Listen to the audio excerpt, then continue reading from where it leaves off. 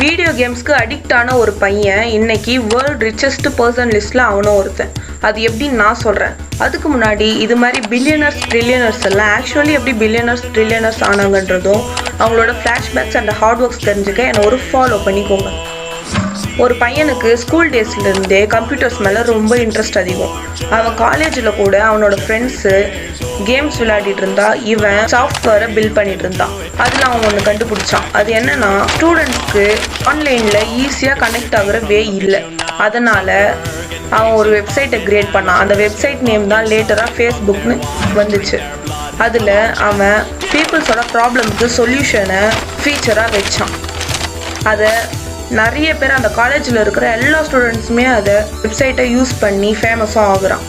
And அவன் அந்த வெப்சைட்டை வேர்ல்டு வைடில் இம்ப்ரூவ் பண்ண பீப்புள்ஸ்க்கெல்லாம் என்னெல்லாம் ப்ராப்ளம் இருக்கோ அதை டெக்னாலஜி மூலியமாக சொல்யூஷன் கண்டுபிடிச்சான்.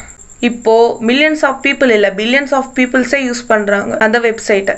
இதுக்கெல்லாம் காரணம், அவன் மெயினாக பில்லியனர் ஆனதுக்கான காரணம் என்னென்னா, அவன் ப்ராப்ளமுக்கான சொல்யூஷனை வெப்சைட்டாக கிரியேட் பண்ணான்.